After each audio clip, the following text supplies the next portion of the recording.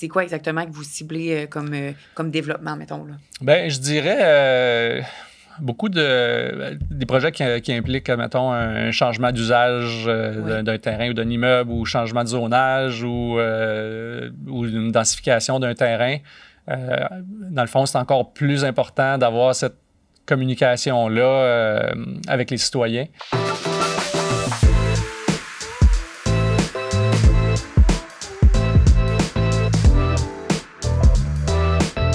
Donc, bonjour Yves. On est ici aujourd'hui pour parler de Cocorico, de parler de toi en tant qu'investisseur un petit peu, puis ton background, comment que Cocorico est parti. Donc, pour commencer, qui es-tu, Yves Allary? Oh, la grande question. Je suis content d'être là, Alexa. Merci pour l'invitation. Ça fait plaisir. Donc, qui je suis, mon parcours, moi, dans le fond, c'est plus finance, immobilier. Donc, il y avait une compagnie familiale. Mes parents avaient une compagnie de construction, Allary Construction à l'époque. Puis, on a joint la compagnie en 2004. Fait que, à l'époque, là, on construisait les condos sur le boulevard de la Gap à Gatineau. Puis ensuite, les résidences. On a développé les résidences pour personnes âgées, là, les résidences La Gap. Donc, c'est 450 unités là, pour des personnes soit autonomes, semi-autonomes, soins longue durée. Mm-hmm. Puis, donc ça a été comme une grosse expérience là, d'opération parce qu'on faisait aussi l'opération de la résidence, la gestion là, des soins, tout ça. Là, donc, c'était quand même une belle expérience. Puis, ça continue d'évoluer. Maintenant, on fait plus vraiment la portion développement immobilier. On est un peu moins impliqué là, dans les opérations de résidence ou le volet construction. On a une filiale de construction, mais moi, je suis plus dans l'investissement, financement et développement de projet, exactement. Parfait, ça. Puis, qu'est-ce que Cocorico? Oui, bien, Cocorico, c'est ça. Cocorico est arrivé au fil du temps en 2012. Donc, c'est une plateforme de participation publique. Donc, c'est une plateforme qui aide à avoir des discussions constructives avec les citoyens. Pour changer un peu là, le discours, souvent en opposition. Là, donc, c'est pour aider les promoteurs immobiliers, les municipalités à créer un environnement là, plus respectueux puis constructif. Parfait, ça. Puis l'idée t'es venue de où, là, en tant qu'investisseur, quand tu faisais tes développements, c'est parti de où? Bien, en fait, justement, là, à cette époque-là, là, 2012, il y avait beaucoup de revendications puis de manifestations. Tu sais, il y avait les carrés rouges, Occupy Wall Street, tout ça. Puis là, il y avait plein de gens qui sortaient dans les rues. Puis on dirait que ça me frappait. Là, je me disais, mon Dieu... comme société, là, on n'avancera pas loin comme ça si on fait juste crier, chialer, puis jamais avoir de solutions constructives claires ou des propositions claires pour les décideurs. Donc, c'est là que je me suis mis à réfléchir justement à de quelle façon on pouvait, comme société, mieux s'organiser puis donner des outils aux décideurs, aux leaders pour qu'ils comprennent mieux, dans le fond, les besoins de la communauté au lieu d'être toujours comme en mode opposition, parce qu'on a besoin des deux. On a besoin du support de la communauté puis on a besoin des leaders pour faire avancer les choses. Mm-hmm. Donc, c'est parti pas mal de là. L'idée, c'était d'amener un peu le volet qu'on retrouve au niveau corporatif. Dans les entreprises, les industries, on a des plans stratégiques, on a une vision, on a des objectifs clairs, puis tout le monde dans l'équipe savent vers quoi on se dirige, puis vers quoi on pousse. Mais là, comme je voyais que les gens, tout le monde veut quelque chose de différent, tout le monde veut que leur priorité soit la priorité numéro 1. Fait que là, à un moment donné, ça prend un outil qui nous permet de se dire, OK, bien, on s'entend tous que la priorité numéro 1 va être ça, puis ma priorité est numéro 10, on va attendre pour la mienne. Fait que c'est pour aider à mieux s'aligner. OK. Puis, mettons, là, fait que là, ça a parti en 2012. Là, on est en 2023. Puis, comment est-ce que tu vois que le besoin a comme évolué dans le temps? Le besoin est de plus en plus grand. Comment Cocorico a évolué dans le temps? Puis comment que le marché pour ce type de produit-là a évolué dans le temps, mettons, là, depuis que la compagnie a parti? Oui, bien, écoute, une des réalités, c'est qu'à l'époque, en 2012, je sais pas si je qualifierais ça d'un besoin. C'est un besoin que moi, j'avais identifié, puis je disais, hey, ça prend ça, mais quand je parlais aux gens, ils me voyaient plus comme un extraterrestre. Ils disaient, quoi ça, comment... Puis, tu sais, les réseaux sociaux, à l'époque, t'as pas utilisé autant, là, au niveau entreprise ou municipal. Les gens savaient même pas comment gérer Twitter, Facebook. Donc, là, d'arriver et de dire, hey, on a une plateforme qui vous permet de communiquer avec vos citoyens, pour eux, c'était dur un peu là, de connecter, mais là, ça a tellement évolué. Justement, l'utilisation des réseaux sociaux, c'est devenu le canal numéro 1 de communication. Puis le gros changement, ça a été dans les dernières années avec la COVID, dans le fond. Là, les gens ne se déplacent plus. On pouvait pas, pendant une certaine période, justement, se voir en personne. Donc là, comment entrer en communication, comment consulter les gens. Donc là, ça a forcé tout le travail en virtuel. Puis à cause de ça, maintenant, les gens se déplacent plus. Là. Il y a une rencontre en personne. On dit, non, donne-moi un lien pour que je regarde ça de la maison. Donc, le besoin est devenu comme évident pour utiliser une plateforme parce que sinon, on ne réussit pas à rejoindre les gens là, si on ne leur offre pas un moyen de communiquer de façon électronique ou virtuelle. Oui, absolument. Puis là, mettons un exemple concret là, qui est dans le marché de l'Outaouais. C'est quoi un exemple concret de un projet, dans le fond, qui a été utilisé, mettons, qui a utilisé les services de Cocorico, ou est-ce que vous avez vraiment facilité les consultations publiques? Puis ça a été quoi, les bienfaits, ou comment est-ce que ça a facilité le projet ou l'acceptation publique, les permis de construction, le buy-in, dans le fond, de la population, là? Oui, bien, dans le fond, on a travaillé avec quelques projets ici dans l'Outaouais, puis on a travaillé à différents niveaux, soit directement avec la municipalité ou directement avec les promoteurs. Peut-être pour donner un peu de contexte, dans le fond, ce qui arrive pour un promoteur immobilier qui veut lancer un projet, bien souvent, ce qui arrive, c'est les gens sont en mode opposition. Hein? On arrive avec un projet, on présente ça, puis là, quand ça arrive, la période de consultation, une fois que c'est tout approuvé, bien, pas tout approuvé, mais ça a passé les étapes au niveau municipal, là, consultation auprès des citoyens, puis là, d'un coup, bang, non, on le veut pas. Puis c'est pas... souvent, c'est toujours les mêmes personnes qui se présentent à toutes les consultations aux conseils municipaux, puis ils ont des objections. Donc, c'est une poignée de gens, puis on parle à plusieurs municipalités, puis tout le monde vit avec le même défi. Donc, le syndrome NIMBY en anglais, ou pas dans ma cour. Donc, les gens, ils savent que c'est un projet qui est bon pour la communauté, mais ils ne veulent pas à côté d'eux. Ils veulent du logement, mais ils ne veulent pas le high-rise dans leur cour, mettons. Là. C'est ça, exactement. Ouais. Donc, ce défi-là, il est très, très difficile, dans le fond, à adresser si on n'a pas un outil qui nous permet d'avoir une discussion constructive, parce que ce qui manque, c'est les gens. La majorité des gens sont en faveur des projets, mais ils veulent pas venir passer une soirée, écouter des gens chialer, s'opposer, débattre, comme ils sont occupés. Puis là, maintenant, ils veulent être en virtuel. Puis quand on va sur les réseaux sociaux, bien, sur les réseaux sociaux, c'est les emballements émotifs. Et quelqu'un dit quelque chose, là, ça dérape. Puis là, il y a une conversation. Les gens sont tous orientés vers l'opinion de la personne. Ça n'a pas d'allure ce que tu dis. Donc, les gens, ils ont peur un peu de se faire attaquer s'ils donnent leur opinion sur... Donc, dans le fond, un exemple, en gros, c'est ça. La plateforme, elle permet de donner un environnement constructif où les gens se sentent en sécurité d'exprimer leur opinion. Donc, ça nous permet d'attirer ces gens-là qui sont en support du projet parce qu'ils le font sur leur temps, puis en même temps, la façon que c'est structuré, ils ne peuvent pas se faire attaquer ou faire répondre à leur propre opinion. Donc, mais là, je reviens à ta question. Tu disais... Fait que là, un exemple, là, mettons. Là, fait que quelqu'un, un développeur immobilier dans la région, mettons, là, avec qui vous avez fait affaire, tu sais, comment ça s'est concrètement passé? Là, mettons, on achète un terrain ou un immeuble, tu sais, on veut le mettre à terre, faire un développement immobilier. Bon, fait tu sais, comment ça a fonctionné? C'était quoi? Comment Cocorico a aidé le projet, dans le fond? Oui. Bien, un bel exemple, c'est sur la rue Eddy à Hull, dans le fond, l'ancien Tigre géant. Oui. Dans le vieux hall, là. Oui, dans le vieux hall. Donc, le projet, c'est de démolir le Tigre géant puis construire un immeuble à logement de 6 étages. OK. Donc, avant même de présenter des plans ou quoi que ce soit, il y a eu des rencontres qui ont été faites avec des groupes, dans le fond, soit les associations des résidents de l'île de Hull, Vision Centre-Ville, Coopérative de développement régional, donc des organismes, toutes les parties prenantes du secteur pour comprendre les besoins, les enjeux, savoir, bon, mais qu'est-ce qui est qu'est-ce qui sont des choses que vous allez vous objecter ou que vous voulez vraiment pas avoir? Quelles sont les choses dont vous avez besoin?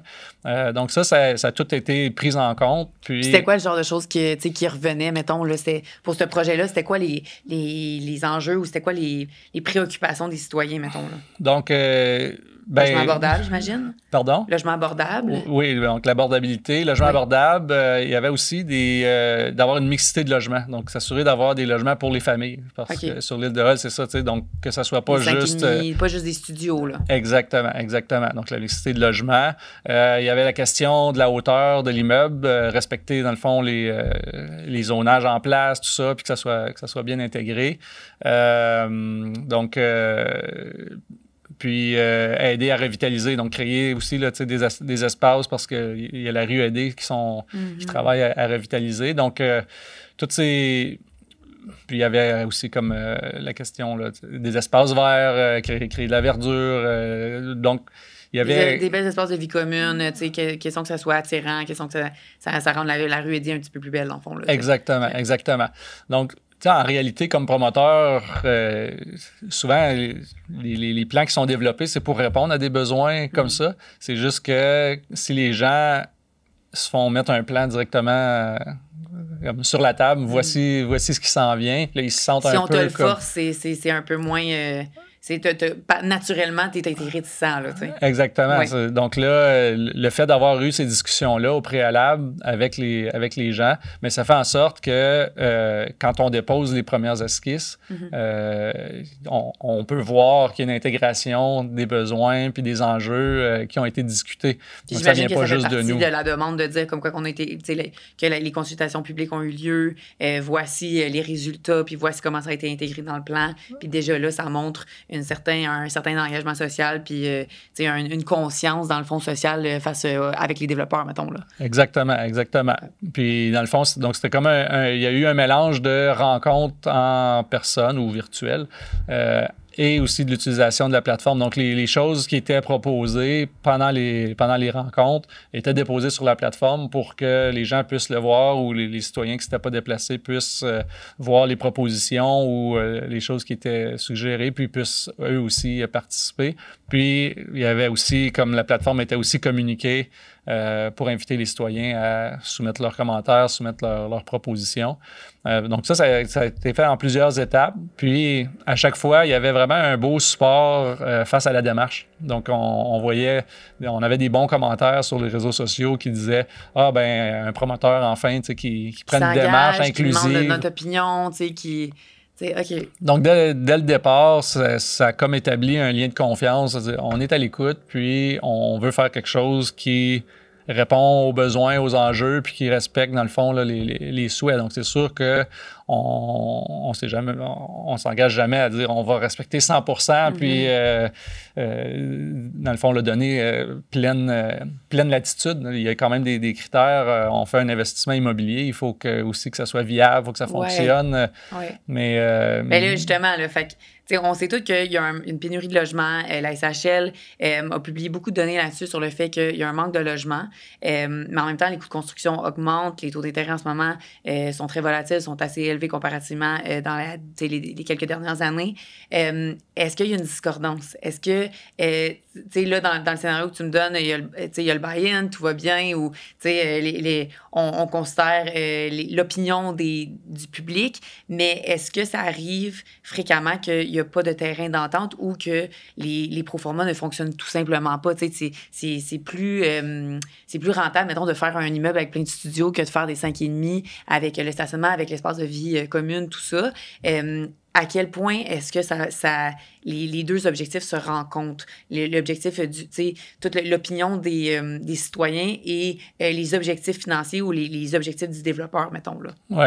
Bien, c'est justement c'est une très bonne question. Là. C'est là qui est l'avantage de faire le travail en amont du projet. Oui. Parce que dans ta vérification diligente, quand tu dis, bon, je vais acquérir cette parcelle de terrain-là, je vais faire tel projet, mais de déjà faire la démarche avant d'investir énormément, X milliers de dollars en plan puis en devis, Dans le fond, d'avoir déjà cette conversation-là, ça permet d'identifier des enjeux auxquels on n'a peut-être pas pensé, qu'on ne s'attendait pas.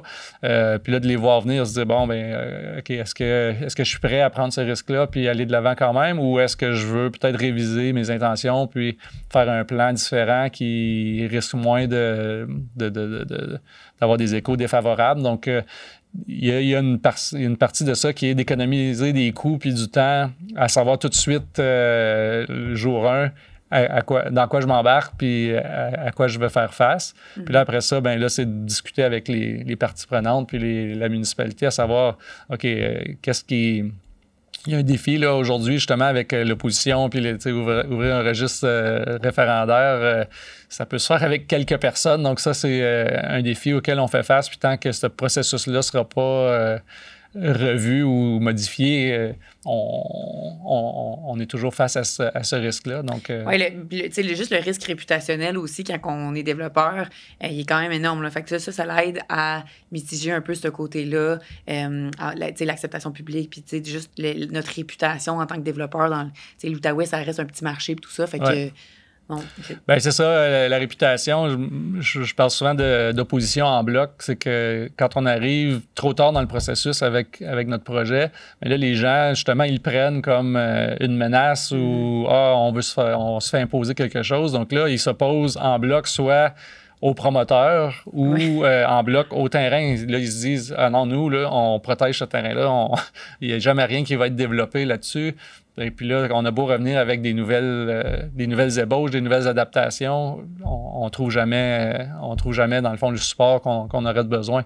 Donc, d'établir ce lien de confiance-là dès le départ, d'écoute puis de discussion, ça fait en sorte que tout de suite, les gens comme baissent un peu leur garde, leur défensive, puis contribuent de façon constructive. Ils vont dire, ben écoutez, ça, on aime moins ça on aime ça, c'est ça nos enjeux.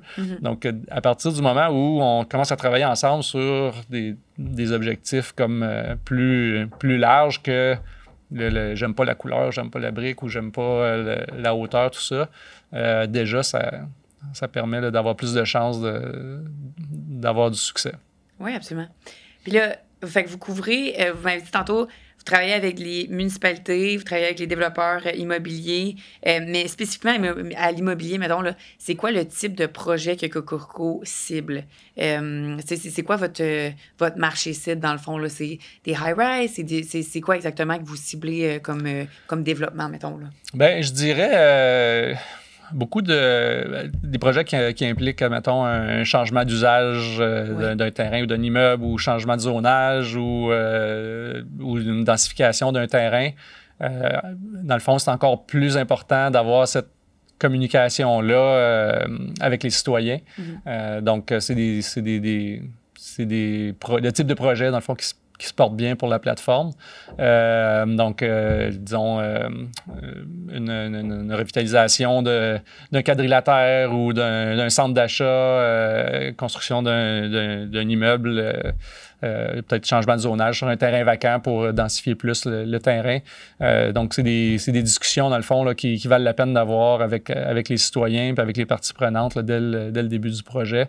Puis ça fait en sorte que si on enlève des obstacles potentiels dès le début, mais après ça peut avancer beaucoup plus vite dans le processus, là. Comme tantôt, on parlait du projet du Tigre géant, justement, quand on est arrivé pour le dépôt au conseil municipal, ce projet-là, dans le fond, le comité consultatif d'urbanisme ne recommandait pas l'adoption du projet pour des aspects plus architecturaux de hauteur face aux immeubles adjacents, tout ça. Donc, en théorie, le projet n'aurait pas été accepté, puis il aurait fallu retourner à la table à dessin peut-être un autre 6 mois avant de redéposer une autre version. Mais à cause du travail qui avait été fait, puis justement, les besoins qui étaient répondus, tu sais, des 3 chambres à coucher, du logement abordable intégré dans l'immeuble, tout ça, il y a eu plein de lettres de support qui ont été amenées par les groupes qu'on avait rencontrés, les citoyens. Donc, le conseil a tout considéré ça, a tout considéré l'approche proche. Puis... Il y avait comme plus de flexibilité étant donné les consultations publiques qui avaient été faites. Exactement, exactement. Puis ils ont regardé le processus, ils ont regardé dans le fond le feedback des citoyens, puis les gens ne s'opposaient pas à l'architecture comme telle. Il y avait plein de choses qui avaient été intégrées. Donc le conseil est allé de l'avant quand même avec l'adoption du projet. Excusez, avec l'adoption du projet, même s'il n'y avait pas une recommandation favorable de l'urbanisme. Donc, c'est un exemple justement d'économiser 6 mois, dans le fond, là, dans le processus minimum et des coûts des frais, des nouveaux plans, la facture d'architecture. Exactement, exactement.